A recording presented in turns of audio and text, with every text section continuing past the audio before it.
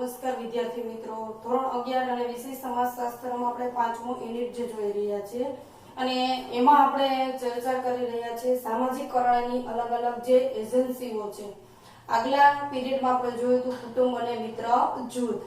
ત્યાર પછીની એજન્સીઓ જોવાની છે આપણે શાળા અને સમૂહ માધ્યમો. તો જેવી રીતથી સામાજિકકરણની કરણમાં કે બાળકનું સામાજિકકરણ કરવામાં કુટુંબ અને જે મિત્ર જૂથ ફાળો ભજવે છે, એવી જ રીતથી આપણે જોઈએ તો શાળા અને સમૂહ માધ્યમો છે એમનો ફાળો પણ ખૂબ જ અગત્યનો છે. હવે શાળા કે એ એક ઔપચારિક જૂથ છે કે શાળા જે કંઈ પણ કાર્ય કરે છે એના માટેનો એક ચોક્કસ સિલેબસ છે, ચોક્કસ સમયગાળો છે. તો એ ઔપચારિક. અનૌપચારિક એટલે કોઈ વસ્તુ ફિક્સ ન હોય, જ્યારે ઔપચારિક એટલે બધું જ પહેલેથી નક્કી થયેલું હોય તેવું. તો અહીંયા આપણે શાળા માટે એક તો સિલેબસ, વિષયો, સમય બધું ફિક્સ થયેલું હોય છે. એટલે કે ઔપચારિક જૂથ તરીકે સામાજિકકરણ કરવામાં ખૂબ જ મહત્વનો ફાળો છે એ શાળા ભજવે છે.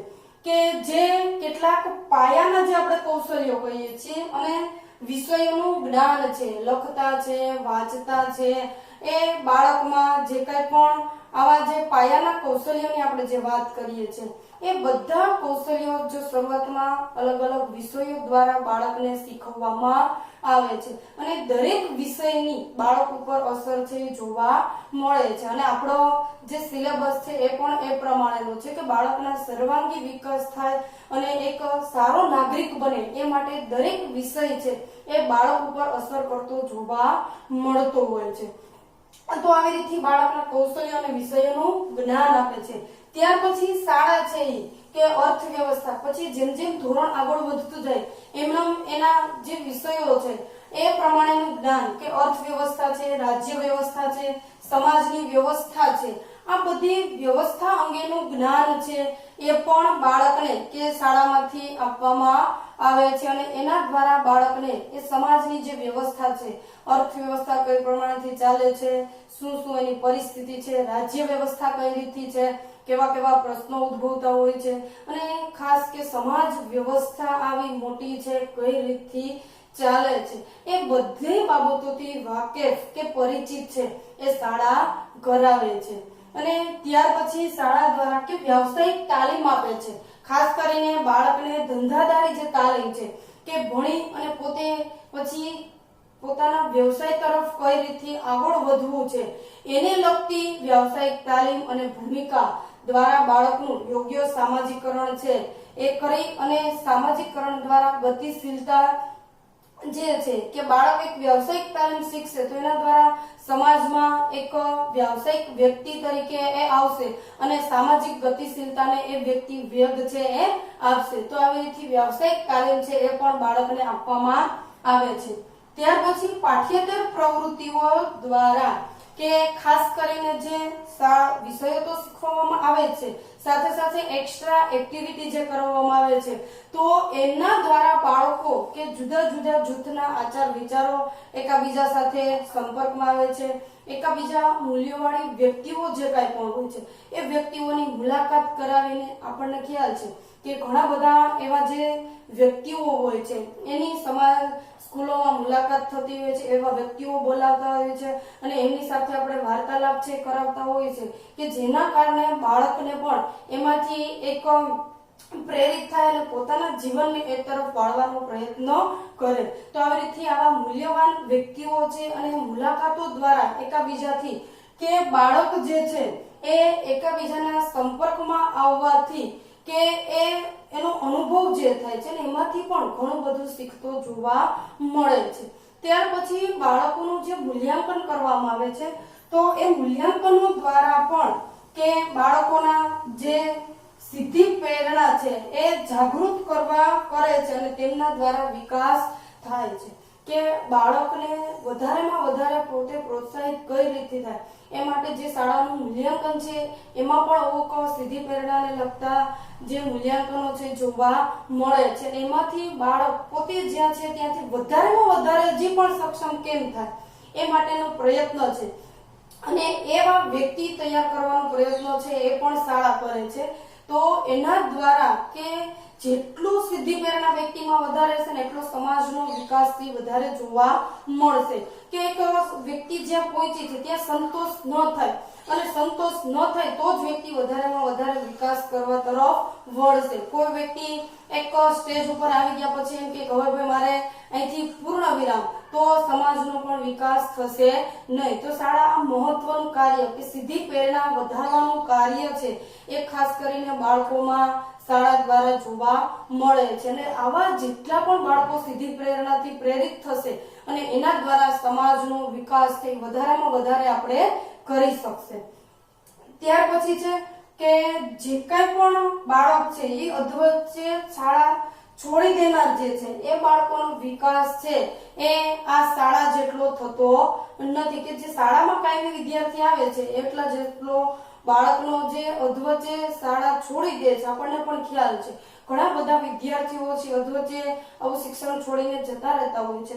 તો શાળામાં જે આવા અનુભવો છે એનાથી એ બાળક છે વંચિત રહી જાય છે અને જે રેગ્યુલર સ્કૂલે આવતું હોય એ બાળક જેટલો જ વિકાસ છે એ વંચિત ઓલા બાળક જે છોડીને વયું જાય છે એ બાળકનો વિકાસ છે એ આ બાળક જેવો જોવા મળશે નહીં. તો શાળા છે એ પણ સમાજીકરણમાં અગત્યનું પાયાનું સ્થાન છે એ ધરાવે છે.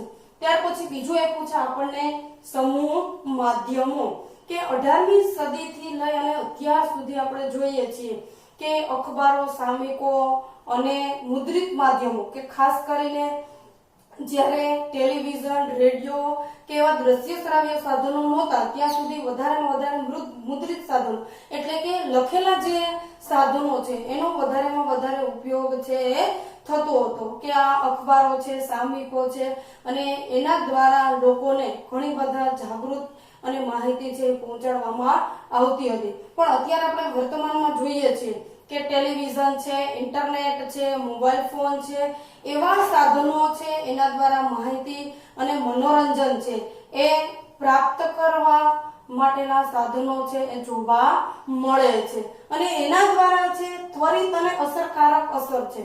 કે આ જે ટેકનોલોજીના જે આપણે સાધનો કહીએ છીએ, માસ મીડિયા જે કહીએ છીએ, હવે સમૂહ માધ્યમો જે છે એને ઇંગ્લિશમાં આપણે માસ મીડિયા કહીએ છીએ અને ગુજરાતીમાં આપણે એને પ્રત્યાયનના સાધનો કહીએ છીએ. તો એ પ્રત્યાયનના જે સાધનો કે mass media, television, mobile, internet આ બધી વસ્તુઓ દ્વારા ત્વરિત એટલે કે ઝડપથી જાણકારી છે એ એકબીજા સુધી પહોંચે છે. તો આપણને પણ ખ્યાલ છે અત્યારે એક નાની એવી બાબત બને તો પણ દરેક વ્યક્તિ સુધી ફટાફટ આપણે કલ્પના ન કરી શકીએ એટલી ઝડપથી એ સંદેશો પહોંચતો જોવા મળે છે અને એની અસર છે એ પણ વ્યક્તિ ઉપર ઝડપથી જોવા મળતી હોય છે. એટલે સમૂહ માધ્યમોની ત્વરિત અને અસરકારક અસર છે એ જોવા મળે છે. ત્યાર પછી કે વિશાળ સમુદાય સુધી માહિતી પહોંચે છે કારણ કે ટેકનોલોજીના સાધનોનો ઉપયોગ કરતા અત્યારે ઝાઝા બધા વ્યક્તિઓ કરતા થઈ ગયા છે અને સમૂહમાં એક સાથે ઘણા બધા વ્યક્તિઓને આપણે માહિતી છે પહોંચાડી શકીએ છીએ. એટલે વિશાળ સમુદાયને આ માસ મીડિયા દ્વારા આપણે આવરી લઈએ છીએ. ઘણીવાર પરીક્ષામાં તમને પ્રશ્ન પણ પૂછાય કે સમૂહ માધ્યમોના સાધનો જણાવો. તો television, radio, mobile phone, internet આ બધા જ સાધનો છે એ સમૂહ માધ્યમમાં આપણે ગણતરી કરીએ છીએ. ત્યાર પછી છે કે બાળકોથી લઈને વૃદ્ધ સુધી કે નાના બાળકોથી લઈને વૃદ્ધ સુધીને ના જે મોટી ઉંમરના વડીલો છે એમને મનોરંજન સાથે જ્ઞાન આપતું કોઈ સાધન હોય તો એ સાધનો છે સમૂહ માધ્યમોના સાધનો છે કે જેમના દ્વારા નાના બાળકોથી લઈ અને મોટા સુધીને એને રસ પણ પડે છે કારણ કે એ કાર્ય જોઈ પણ શકીએ છીએ અને સાંભળી પણ શકીએ છીએ. તો ફક્ત વાંચેલું હોય તો એટલું યાદ રહેતું નથી કે ખાલી સાંભળેલું હોય તો પણ યાદ રહેતું નથી. તો જોયેલું અને સાંભળેલું હોય તો એ વધારે સમય યાદ છે એ રહે છે. તો આ દરેક વ્યક્તિને અસર કરતા સાધનો છે જોવા મળે છે. પછી ખાસ કરીને નિરીક્ષણ માટે પણ કે જે અભણ વ્યક્તિઓ છે એમને પણ આ સમૂહ માધ્યમો છે એ અસર કરે છે કારણ કે જે વ્યક્તિ વાંચતા નથી આવડતું એ વ્યક્તિ છે એ અખબાર છે, સામયિક છે એ બધું વાંચી શકશે નહીં. તો એ તો સાક્ષર વ્યક્તિઓને જ ઉપયોગી થશે. જ્યારે રેડિયો, ટેલિવિઝન, મોબાઈલ ફોન છે, આ બધી વસ્તુઓ જે અભણ વ્યક્તિ છે એને પણ અસર કરે છે અને દૂર દૂરના જે છેવાડાના વ્યક્તિઓ છે ત્યાં સુધી આ માહિતી પહોંચાડવાનું કામ છે એ માસ મીડિયા દ્વારા થાય છે. ત્યાર પછી કે સમાજના જે મંતવ્યો હોય છે કે સમાજના જે કાંઈ પણ મતાંતરો હોય છે કે વલણો હોય છે, એ વિચારો હોય છે, આદર્શ જે બાબતો હોય છે, બધી જ બાબતો આ માસ મીડિયા દ્વારા આપણે વિશાળ સમુદાય સુધી પહોંચાડી શકીએ છીએ અને એના દ્વારા સારું સામાજિકરણ છે આપણે કરી શકીએ છીએ. તો મુદ્રિત માધ્યમો દ્વારા સામાજિક આંદોલન માટે કે એકાબીજાના લોકમત લઈ અને એકાબીજાના ઝડપથી સંપર્કમાં આવી જવાય છે અને એકાબીજાને તરત જાગૃત કરી શકાય છે. તો કોઈ એવા સામાજિક આંદોલન માટે લોકોને આપણે ભેગા કરી શકીએ છીએ અને લોકોને જાગૃત છે એ પણ કરી શકીએ છીએ. તો ત્યાર પછી લોકો પર કે આ જે ટેલિવિઝનની જાહેરાતો છે, માસ મીડિયાના જે કંઈ પણ સાધનો છે એના દ્વારા રાજકીય, આર્થિક, ધાર્મિક, વલણ, વર્તન વગેરે બાબતો ઉપર અસર છે એ વ્યક્તિ પર જોવા મળે છે અને વ્યક્તિ દરેક બાબતથી જાગૃત છે એ બને છે. ત્યાર પછી ટીવી દ્વારા જ્ઞાન. અત્યારે આપણે જોઈએ છે કે ટેલિવિઝનના માધ્યમ દ્વારા મનોરંજનની સાથે ઘણી બધી એવી બાબતો પીરસવામાં આવે છે કે જેમાં જ્ઞાનનો વધારો છે એ પણ થાય છે. ઘણી બધી એવી ધારાવાહિક સિરિયલો રજૂ કરવામાં આવે છે કે જેના દ્વારા ભૂતકાળના જે બની ગયેલી બાબતો છે, ઇતિહાસને લગતી છે, ધર્મને લગતી છે, એ બધા દ્વારા વ્યક્તિને સારું એવું જ્ઞાન છે એ ટેલિવિઝનના માધ્યમથી પીરસવામાં આવે છે. પછી અલગ અલગ પ્રસંગો હોય છે, વર્તન વ્યવહારો હોય છે, ઘણા બધા આ વ્યક્તિઓ એવા જે પ્રવચનો હોય છે, ઘણા બધા એવા ધાર્મિક જે વ્યક્તિઓ છે એમના પ્રવચનો હોય છે, તો એમના દ્વારા પણ સામાજિકરણ છે એ વ્યવસ્થિત વ્યક્તિનું કરી શકાય છે. ત્યાર પછી ગ્રાહકોને જાગૃત કરે છે. આપણે જોઈએ છે કે ટેલિવિઝનમાં ઘણી બધી એવી જાહેરાતો આવતી હોય છે અને વ્યક્તિને ખરીદવા તરફ પણ પ્રેરતી હોય છે અને સાથે સાથે કે વ્યક્તિ જે એવી વસ્તુઓ ખરીદે છે તો એની પ્રોડક્ટ કે કંપનીમાં કેટલો ભાવ છે, કેટલી એને જે કંઈ પણ ગ્રાહકને મળતી સગવડો છે, એ બધાથી ટેલિવિઝનની જાહેરાતોથી વ્યક્તિ જાગૃત છે એ બને છે. ત્યાર પછી સંસ્કૃતિ, પછી અલગ અલગ જે સંસ્કૃતિઓ છે એમનો ખ્યાલ આવે છે અને સાથે સાથે જે અલગ અલગ સમસ્યાઓ છે એ સમસ્યાઓ માસ મીડિયા દ્વારા ખ્યાલ આવે છે. અલગ અલગ જે પ્રક્રિયાઓ ચાલતી હોય છે એ બધી જ માહિતીઓની વ્યક્તિ ઉપર ખાસ અસર છે જોવા મળે છે. અત્યારે આપણે જોઈએ છીએ કે ઇન્ટરનેટ જે છે એ સોશિયલ મીડિયા પર સૌથી વધારે સામાજિકરણ ની અસર કરતું જોવા મળે છે કે જેના દ્વારા વ્યક્તિ છે એ ગમે ત્યાં રહેતી હોય છતાં પણ એના દ્વારા કે એક સમાજ સાથે જોડાયેલી જોવા મળે છે. આ સમયમાં તો ખાસ કરીને કે આ જે માસ મીડિયાના સાધનો છે એનું પ્રમાણ ખૂબ જ વધતું જોવા મળે છે અને એના દ્વારા લોકો કે વધારેમાં વધારે સંપર્કમાં રહે છે અને વધારેમાં વધારે જાગૃતિ વ્યક્તિઓમાં આવતી જોવા મળતી હોય છે. તો અહીંયા ખાસ આપણે એક તો શાળા અને સમૂહ માધ્યમો. તો વિદ્યાર્થી મિત્રો, આપણે પરીક્ષામાં એક સામાજિકરણની જે એજન્સીઓ છે તો એમાં કુટુંબ એક પણ પૂછાઈ શકે, શાળા, મિત્ર જૂથ છે અને સમૂહ માધ્યમો છે, કોઈ પણ એક પણ પૂછાઈ શકે છે. તો એમના વિશે તમારે આ રીતે ચર્ચા કરવાની હોય છે. હવે સામાજિકરણની આ એજન્સીઓ સિવાયના અન્ય વાહકો, ઘણીવાર પરીક્ષામાં તમને એમ પણ પ્રશ્ન પૂછાય છે કે સામાજિકરણની અન્ય વાહકો તમે જણાવો. મીન્સ કે આપણે જે આટલા જોયા છે એ સિવાય હજી પણ ઘણા બધા છે. તો આમાં આપણી અમુક મર્યાદાઓને કારણે કે અમુક જ વસ્તુઓ આપણને વિસ્તૃતથી આપેલી છે.